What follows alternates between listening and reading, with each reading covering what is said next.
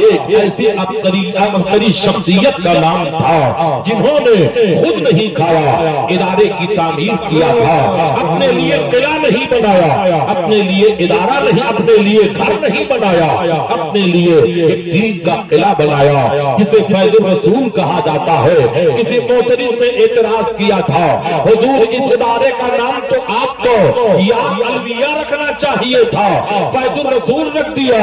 شیخ الاولیاء نے جواب دیا، مولانا اگر اس نام جس ادارے کو اپنے نام سے منسوب کر دیتا تو شاید میرے اندر غرور آ جاتا، لہذا اسے میں نے اپنے آقا کے نام پر منسوب کر دیا ہے جسے فیض الرسول کہا جاتا ہے۔ شیخ الاولیاء نے اپنے لیے محل نہیں تعمیر کیا، اگر تعمیر کیا تو اللہ رسول کی رضا کے لیے ادارہ قائم کیا، اور ہزاروں علماء پوری دنیا میں فیضی برادران کی حیثیت سے خدمت دین میں ہے۔ حضرات یاد کر لو، فیض الرسول کی عظمتوں کو دیکھو۔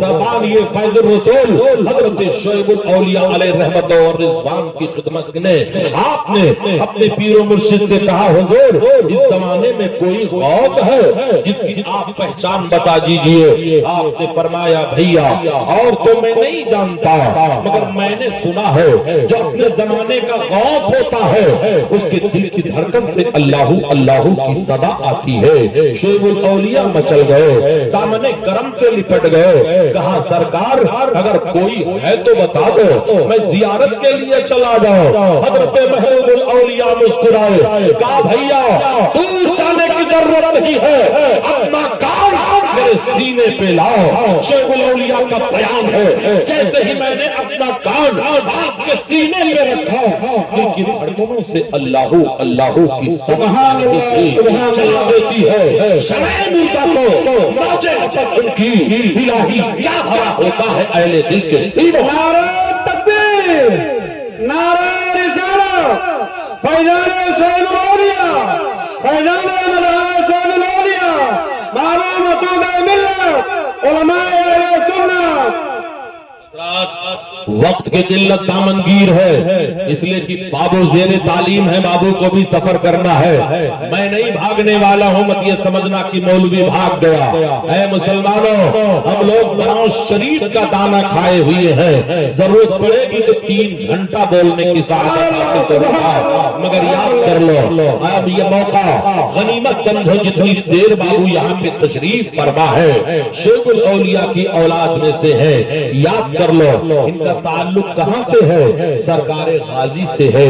وہ سرکار غازی جنہوں نے بجانے کتنے گنگشتگان راہ ہدایت کو کلمہ پڑھا دیا تھا، اور عبقری شخصیت پر معاذ اللہ انگلیاں اٹھائی جا رہی ہے، مگر تجھے نہیں معلوم ہے چاند پر تھوکے گا تو تیرا چہرہ گندا ہوگا۔ وہ سرکار غازی جن کی زندگی کا دور ذرا سنو۔ اے مسلمانوں، 18 سال 11 مہینہ 13 دن کی عمر پا کر کے جوانی کے عالم میں آپ شہید ہوئے تھے۔ بیٹے کس کے تھے؟ حیدر کرار کے بیٹے تھے۔ یاد کرو حضرت سرکار غازی رضی اللہ تعالی عنہ کے زندگی کا وہ لمحہ یاد کرو جب بتائے زندگی نبی کے دین پر قربان کر دیا تھا۔ آپ کے جسم پر جو جاکٹ تھا، جو جاکٹ تھی جسے صدری کہا جاتا ہے، وہ جاکٹ آج بھی بارہ شریف میں محفوظ ہے۔ 13-14 رجب المرجب کو اس صدری کی زیارت کرائی جاتی ہے۔ 1000 سال گزر گیا، یاد کر لو ایک بادشاہ فیروز شاہ تغلق وہاں آیا تھا، اس صدری کے ڈپلیکیٹ کے طور پر ایک دوسری صدری بنا دیا تھا کہ یہ خراب ہو جائے تو اس کی زیارت کی جائے، مگر خدا کی قسم فیروز شاہ تغلق کا بنایا ہوا جاکٹ جس کو کیڑے کھا گئے، علی شیر خدا کے شہزادے کی جاکٹ آج امانت ہے، خون کے دھبے نظر آتے ہیں۔ اے مسلمانوں، سرکار غازی ہندوستان کی سرزمین پر شہید اعظم ہندوستان کہا جاتا ہے۔ یاد کر لو، سرکار غازی کا مہینہ آ رہا ہے، مہینہ تو رجب المرجب کا مہینہ ہے، مگر یہ مجاوروں کا مہینہ ہے۔ اے لوگوں، اسی میں کنوری بھی کیا جاتا ہے، سرکار غازی کے نام پر مرغے کی نظر دی جاتی ہے اور چنے کی دال کا کپر فاتحہ دلایا جاتا ہے۔ اے مسلمانوں، آپ کو پتا ہوگا سرکار غازی کے نام پر ایک نشان بنایا جاتا ہے، ایک جھنڈا بنایا جاتا ہے جس میں کئی کلر کے کپڑے لگائے جاتے ہیں۔ کبھی آپ نے تصور کیا کہ ہمارے اسلام کا پرچم تو ہرا ہے، مگر غازی سرکار کا جو پرچم ہے اس میں کئی کلر کے کپڑے کیوں لگائے جاتے ہیں؟ تو اس کی بنیادی وجہ یہ ہے، جن راجاؤں نے آپ کے ہاتھ پہ کلمہ پڑھ لیا تھا، حلقہ بگوش اسلام ہو چکے تھے، سہیل دیو نے جب مہوا کے پیڑ کے پیچھے سے ایک ظلم سے بھرا ہوا تیر مارا تھا اور آپ کو شہید کر دیا تھا۔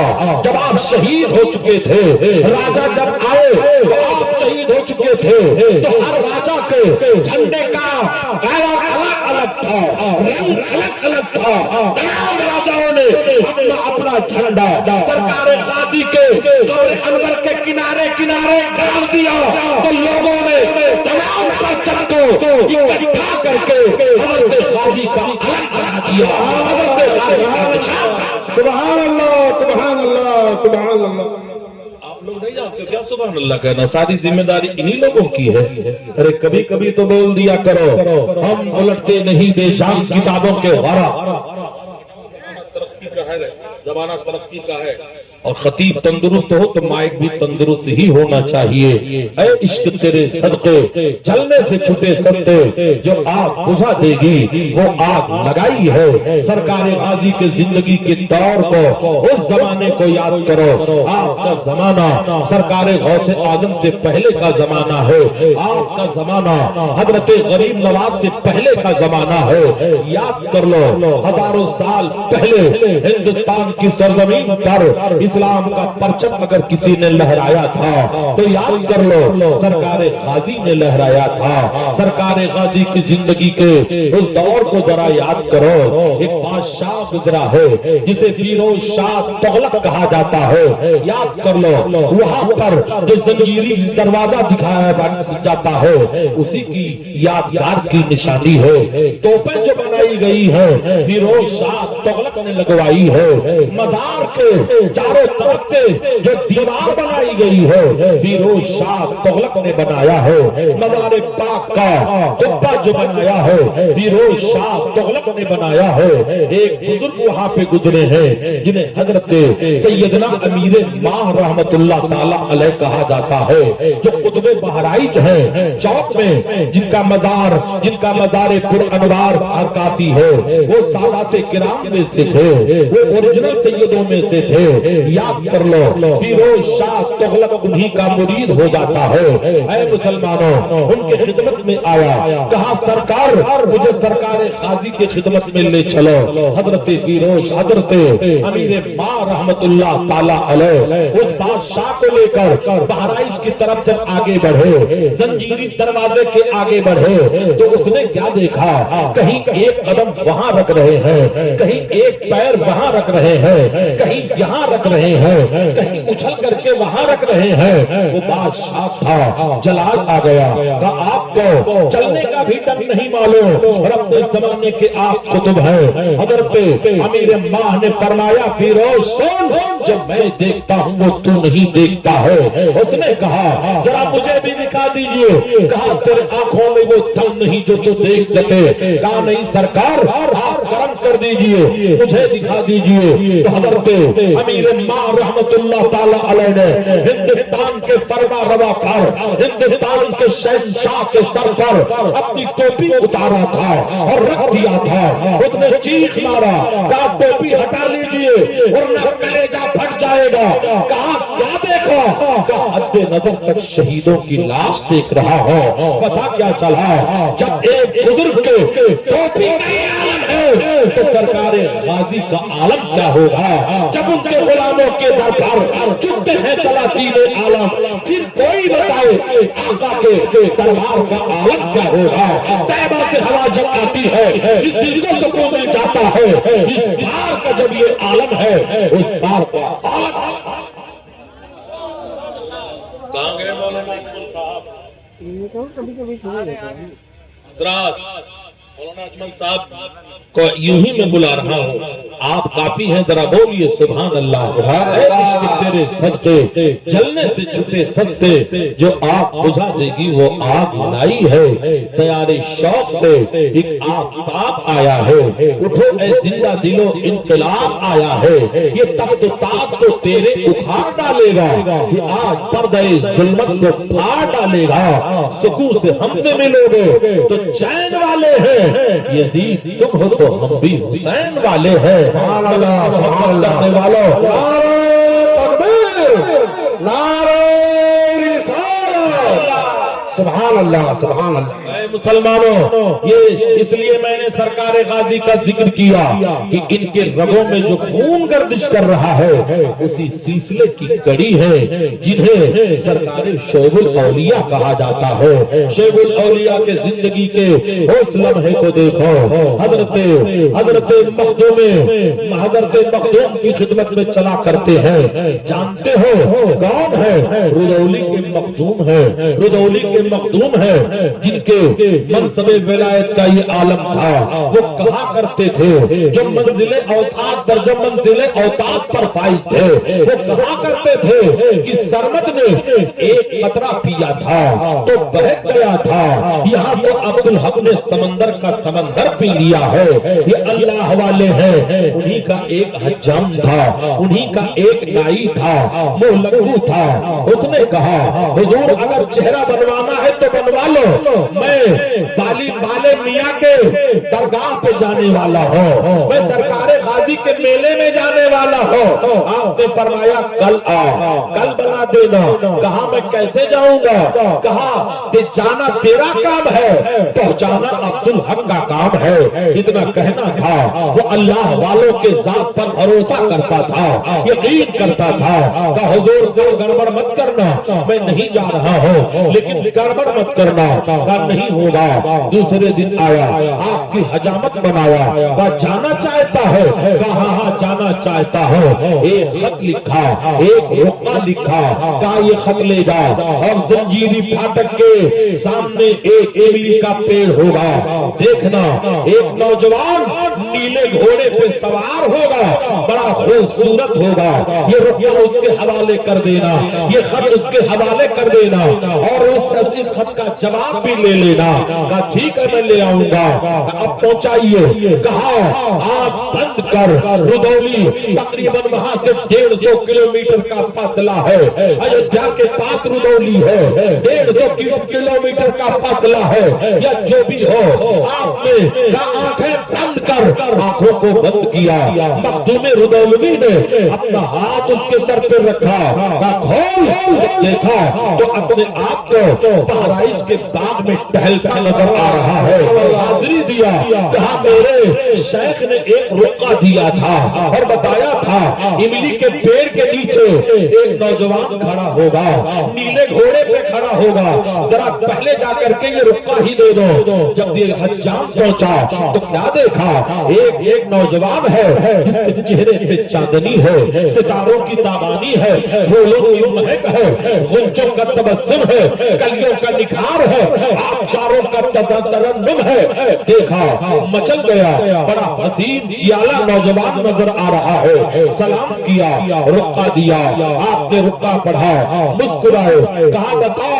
آپ نے مسکرا کر کے کہا میرے پیر نے کہا ہے اس کا جواب اس کے پیچھے لکھ دیجئے۔ آپ نے تحریر کیا، اس کے حوالے کیا، کہا تجھے بھی کوئی ضرورت ہے؟ کہا مجھے کوئی ضرورت نہیں ہے، میرا پیر میرے لیے کافی ہے۔ یہی کہہ کر کے حضرات ہو گیا، حاضری دیا۔ حاضری دینے کے بعد اے لوگوں، تمام مجاوروں کے ساتھ اور تمام میلہ والوں کے ساتھ سفر کرتا ہے، کئی دن کے سفر کے بعد جب اپنے منزل مقصود پر پہنچتا ہے تو خط یاد آیا، لے جا کر کے آپ کے حوالے کیا۔ آپ نے دیکھا، خط پڑھا تو مسکرائے اور کہا مسکرائے، اس نے کہا ایک بات میرے سمجھ میں نہیں آتی ہے، جس نوجوان کو آپ نے خط دیا تھا آپ نے کہا تھا اسے دے دینا اور اس کا جواب لے لینا، میں نے جب دیا تو وہ خط پڑھا، مسکرائے مگر کوئی جواب نہیں دیے، آپ بھی خط پڑھ کر کے مسکرا رہے ہو، معاملہ کیا ہے؟ نادان خط والا کوئی اور نہیں تھا، وہی سرکار غازی تھے۔ حضرت آپ نے غضب کر دیا، آپ نے ظلم کر دیا، آپ نے بتایا کیوں نہیں؟ کام بتایا نہیں جاتا، پلایا جاتا ہے، تو نے بھی کتابوں سے، ہم نے بھی نگاہوں سے، فرق ہے بہت واحد تیرے میرے پینے۔ سبحان اللہ، سبحان اللہ، بہت اچھا، ماشاء اللہ۔ آج سرکار غازی کے عظمتوں پہ حملہ کیا جا رہا ہے، ان کے کیریکٹر پہ حملہ کیا جا رہا ہے، مگر یاد کر لو آسمان پر تھوکنے والا خود ہی گندا ہو جایا کرتا ہے۔ تب اس نے کہا سرکار آپ نے بتایا تو نہیں لیکن اتنا تو بتا دو، آخر آپ کیوں مسکرائے اور وہ کیوں مسکرائے؟ کہا میں نے خط میں لکھا تھا اے سرکار غازی خلق خدا کو آپ اتنا کیوں پریشان کرتے ہو دھوپ کی شدت میں، کیوں لوگوں کو اپنے ہاں بلا لیتے ہو؟ تو وہ مسکرائے اور انہوں نے جواب دیا کہ حضور تو پھر آپ کیوں مسکرائے؟ کہ انہوں نے لکھا ہے اے مخدوم رودولوی جب ایک حجام کو آپ نہ روک سکے ان لاکھوں دیوانوں کو میں کیسے روک سکوں گا؟ اس لیے مسلمانوں بزرگوں سے تعلق رکھو، تمہارا شیخ ہمارا شیخ کامل جس کا تعلق سرکار شیخ الاولیاء جسے کہتے ہیں، ان کا تعلق کس سے ہے؟ ان کا تعلق سرکار غازی سے ہے۔ سرکار غازی کون ہے؟ سلطان سبکتگین کے نواسے ہیں، محمود غزنوی کے بھانجے ہیں۔ سلطان سبکتگین کون ہے؟ یاد کر لو یہ ایک غریب انسان تھے، ایک غلاموں میں سے تھے، شکار کیا کرتے تھے، شکار جنگل میں کیا کرتے تھے، شکار لا کر کے بیچ دیا کرتے تھے، اپنی روزی روٹی چلایا کرتے تھے۔ ایک دن ہرن کا شکار کیا مگر ہرنی تو چوکڑیاں بھرتی ہوئی آگے بڑھ گئی مگر اس کے دونوں بچے مل گئے۔ سلطان سبکتگین نے ابھی یہ غربت کا زمانہ چل رہا ہے، ابھی غلامی کا دور چل رہا ہے، انہوں نے دونوں بچوں کو اپنے گھوڑے پہ باندھ لیا اور لے کر کے آگے چلے۔ ماں نے جب اپنے بچوں کو دیکھا، گرفتار دیکھا تو تڑپتی ہوئی آگے بڑھتی ہے، روتی ہوئی آگے بڑھتی ہے۔ سبکتگین نے پلٹ کر کے جب دیکھا رحم آ گیا، دونوں بچوں کو رسیوں سے آزاد کر دیا، آزاد کر دیا، گھر گئے سوئے تو رات میں سرکار رحمت عالم خواب میں تشریف لائے، ارشاد فرمایا اے سبکتگین تو نے بے رحموں پہ رحم کیا ہے، چاہ اللہ تجھے سلطانی عطا کرے گا، اللہ تجھے بادشاہ۔ نعرہ تکبیر، نعرہ رسالت، فیضان سرکار سید مسعود غازی، نعرہ تکبیر، نعرہ رسالت۔ سرکار غازی کا بیٹا آج مسعود کی شکل میں نگاہوں کے سامنے چمک رہا ہے، ذرا بولو سبحان اللہ۔ ہے عشق تیرے صدقے جلنے سے چھپے سکتے، جو آگ بجھا دے گی وہ آگ لگائی ہے۔ ایک روایت میں میں نے پڑھا ہے سبکتگین کا تعلق نوشہرواں بادشاہ سے بھی ہے، نوشہرواں بادشاہ اسلام تو نہیں قبول کیا تھا، اس لیے اس دور میں اسلام کے مبلغ رحمت عالم صلی اللہ تعالی علیہ وسلم سے پہلے کا اس کا دور ہے، لیکن یاد کرو ایک امن پسند انسان تھا، اسی کے خاندان سے تعلق رکھنے والے سبکتگین ہیں۔ اور یاد کر لو آپ کی والدہ ماجدہ کا نام حضرت بی بی سترہ معلہ تھا، اور حضرت غازی کی پیدائش کہاں ہوئی تھی؟ سترہ معلہ تھا۔ سرکار غازی کی پیدائش اجمیر معلہ میں ہوئی ہے، خواجہ کی نگری میں ہوئی ہے۔ یاد کر لو یہ وہ بزرگان دین ہیں جن کے صدقے میں ہمیں ایمان ملا، جن کے صدقے میں ہمیں اسلام ملا۔ جن کے صدقے میں ہمیں دین ملا، مسلمانوں بزرگوں سے تعلق رکھو، ادارہ قائم کرو، ادارہ دین کا ادارہ، اور یہ ادارہ تمام بزرگان دین کے فیضان کے سنگم کو لے کر کے آگے بڑھ رہا ہے۔ یاد کر لو شیخ الاولیاء کے زندگی کا ایک ایک لمحہ ہم غلاموں کے لیے مشعل راہ ہدایت ہے۔ انشاءاللہ یہاں ادارہ قائم ہوگا، اس ادارے کا نام لطیفیہ ہوگا۔ آپ آیت تیمم برخاست، حکم ہے پانی اگر مل جائے تیمم والے کا وضو ٹوٹ جاتا ہے۔ حضرت تشریف لائے اور یہ ہمارے محب گرامی ہیں، دیرینہ کرم فرما ہے، جن کی دعوت پر سراج چشتی یہاں پہ حاضر ہوا اور یہاں پر ایک ادارہ، ایک دین کا قلعہ قائم کیا جا رہا ہے۔ میں تمام مسلمانوں کو مبارکباد پیش کرتا ہوں جنہوں نے خدمت کیا ہے، جنہوں نے مالی تعاون کیا ہے۔ یہ تو ابھی ابتدا ہے، انشاءاللہ آنے والے وقت میں یہاں پر دین کا قلعہ قائم ہوگا، دین کی شمع جلے گی اور کرم سرکار شعیب الاولیاء کا ہوگا، مظہر شعیب الاولیاء کا ہوگا۔ سرکار شعیب الاولیاء کے قدم ناز اس سرزمین پہ پڑ چکے ہیں، یہ زمین رچ کے جنت بنائی جا چکی ہے۔ اللہ تعالیٰ اپنے پیارے حبیب صلی اللہ تعالیٰ علیہ وسلم کے صدقے میں ہماری حاضری کو قبول فرمائے۔ اللہ تعالیٰ اس ادارے کو اوج ثریا پہ پہنچائے، جہاں کے در و دیوار سے آواز آ رہی ہو میں کہاں رکتا ہوں، عرش و فرش کی آواز سے مجھ کو چلنا ہے بہت اونچا ہدے پرواز سے۔